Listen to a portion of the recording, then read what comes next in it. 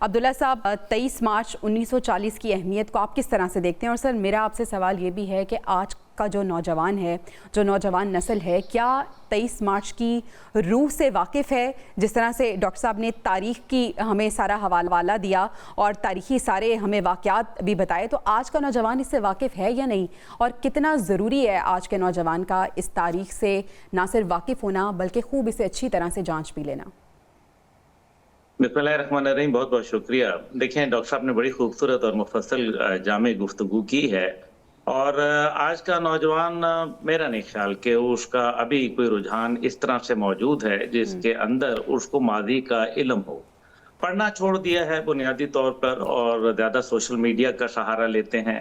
Social media پہ بھی جو گفتگو آتی ہے انتہائی غیر ذمہ دارانہ، اور اس کی کوئی حقائق نہیں ہوتے، اتھینٹک نہیں ہوتی، اور کھوج نہیں لگاتے۔ جو سب سے بڑا ایشو آ رہا ہے نوجوان نسل کے اندر، وہ مزید اس کے اندر پروب نہیں کرنا چاہتے، یعنی کہ اپنی بنیاد پہ معلومات حاصل کرنا، تحقیق کرنا، اور یہی میرے خیال میں قرآن پاک کا حکم بھی بڑا واضح ہے اس معاملے پہ، لیکن انفارچونیٹلی ہم اس بات کو فالو نہیں کر رہے۔ جہاں تک تعلق ہے 23 مارچ کی روح کو سمجھنا، میرا خیال ہے اس کو اگر آپ آج کے تناظر میں غور کیجئے تو ہم یہ دیکھتے ہیں کہ ایران ہو گیا یا غزہ ہو گیا یا کشمیر کے مقبوضہ کشمیر کے لوگ ہیں، ان سے پوچھیں قدر و منزلت ایک آزادی کی اور ایک قوم بننے کی۔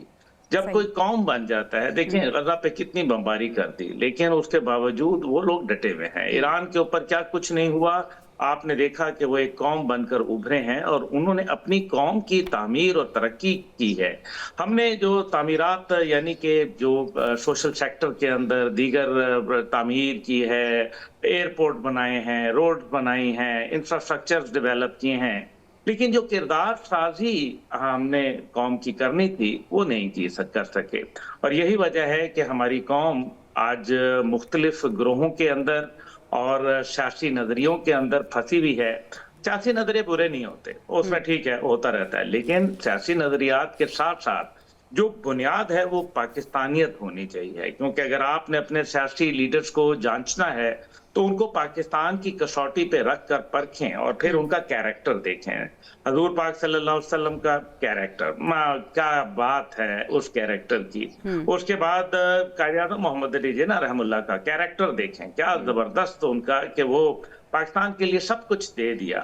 آج لوگ لینے والے بن گئے ہیں، دینے والے نہیں ہیں، تو یہ ایک بڑا المیہ ہے۔ دوسری بات اس کے اندر کہ جب آپ اپنی تاریخ سے واقف نہیں ہوں گے تو کل کوئی یہاں بیٹھ کے کوئی نوجوان ڈاکٹر جو پھر کل کو ایک بزرگ ڈاکٹر بن جائے گا، جب اس کو پاکستان کا علم نہیں ہوگا، وہ اپنی نوجوان نسل کو کیا رہنمائی فراہم کرے گا؟ وہ آگے جا کے فوج کی کمان سنبھالے گا، وہ میڈیا پہ بیٹھ کے جویریہ بن جائے گا، وہ جا کے کسی وزارت عظمیٰ کے عہدے پر فائز ہو جائے گا۔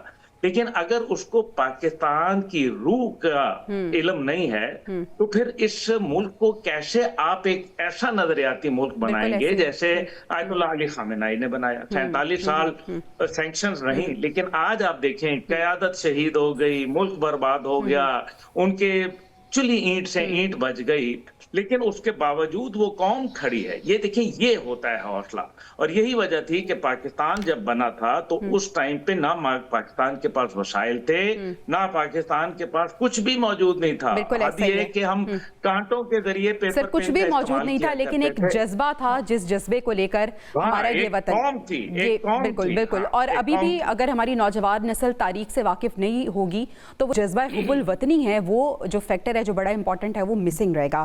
Rear admiral retired Faisal Shah صاحب ڈیفنس اینالسٹ ہیں، ہمیں جوائن کر چکے ہیں۔ Sir thank you so much for your time.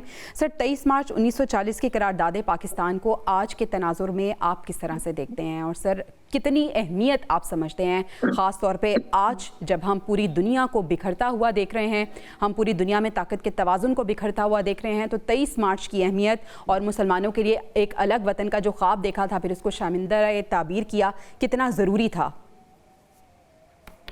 بہت شکریہ مجھے پروگرام پہ لینے کا۔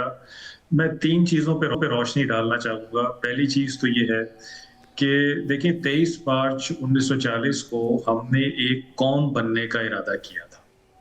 ہم نے یہ نہیں کہا تھا کہ ہم ایک جگہ لے لیں گے جہاں پہ مختلف قومیں آ جائیں گی اور پھر ہم اپنی زندگیاں گزارنا شروع ہو جائیں گے. ہم نے ایک قوم بننے کا ارادہ کیا تھا. بے شک ہم پنجابی، پٹھان، بلوچ، کشمیری، گلگتی ہم اس میں بٹے ہوئے ہیں، لیکن فی الحال جو ہمارا ارادہ تھا اس وقت وہ تھا ایک قوم بننے کا، ایک الگ ملک بننے کا، ایک الگ شناخت بننے کا.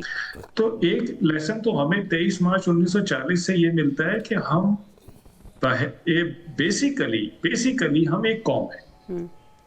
اس میں گروپس ہو سکتے ہیں بیچ میں، اس میں کلینز ہو سکتے ہیں، ٹرائبز ہو سکتے ہیں، لسانی بنیادوں پہ ڈویژنز ہو سکتی ہیں، لیکن جو عوامی مسائل ہیں، جو ہمارے قومی مسائل ہیں، اس میں ہمیں ایک قوم بن کے ابھرنا ہے. اور یہ آپ باقی بھی دنیا کے ممالک میں دیکھ لیں، خاص طور پہ اس وقت جو قصہ چل رہا ہے ایران کا، اگر آپ اس میں دیکھیں کہ ایرانی عوام کتنی دفعہ اپنی حکومت کے خلاف پروٹیسٹ کے لیے نکلے ہیں سڑکوں پر، لیکن ان میں سے کسی نے یہ مطالبہ نہیں کیا کہ کوئی باہر سے آ کے ہمارے معاملات حل کرے، وہ اپنی حکومت سے بات چیت کرتے رہے. اور اب جب ان کے اوپر ایک جارحیت مسلط کی گئی ہے تو وہ ایک عوام کے طور پہ، ایک قوم کے طور پہ سامنے آئے ہیں اور وہ اپنی حکومت کے ساتھ کھڑے ہیں اور جنگ لڑ رہے ہیں. تو جو بھی چیلنجز آنے ہیں وہ ہم نے من حیث القوم ان کو فیس کرنا ہے اور ان کا مقابلہ کرنا ہے. پہلی چیز تو یہ.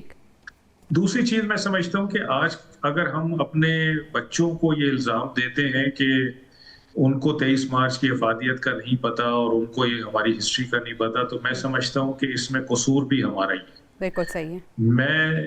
میں ہمیشہ سے اس بات کا پروپوننٹ رہا ہوں کہ مجھے اپنے بچوں کو اپنے دور میں لے جانے کے بجائے ان کے دور میں آنے کی ضرورت ہے اور ان سے کمیونیکیشن اسٹیبلش کرنے کی ضرورت ہے، جو میں نے ختم کر دی ہے. بالکل صحیح. جب میں نے کمیونیکیشن ہی ختم کر دی ہے اور وہ ان کو میں یہ چاہتا ہوں کہ وہ میرے ماضی میں چلے جائیں جہاں پہ نہ ٹیکنالوجی تھی، نہ پہ ایڈوانسمنٹ تھی، نہ میڈیا تھا، اور میں اس زمانے کی ان سے باتیں کرنے کی کوشش کروں تو وہ نہیں سنیں گے. مجھے ان کی لینگویج میں ان سے بات کرنی ہے اور ان کو بتانا ہے کہ ہمارا ماضی کیسا تھا اور ہم نے کیوں یہ پاکستان حاصل کیا تھا، اس کا کیا مقصد تھا. یہ میری ذمہ داری ہے، یہ ان کی ذمہ داری نہیں ہے. تو اگر ان کو یہ نہیں پتا ہے تو یہ میں قصوروار اپنے آپ کو سمجھتا ہوں. صحیح. اور تیسری چیز میں سمجھتا ہوں کہ دیکھیں 1940 میں جب یہ قرارداد پاس ہوئی اور جو بھی ہمارے اس میں لیڈران تھے، آپ ان کے نام دیکھ لیجئے، جتنے بھی لوگ تھے اس میں شامل تھے، ان میں ایک چیز بڑی کامن تھی: تعلیم، تفکر، تحریر، تحقیق اور تخلیق. یہ 5 تے ہیں جن کو ہم نے جن سے پیچھا چھڑا لیا ہے.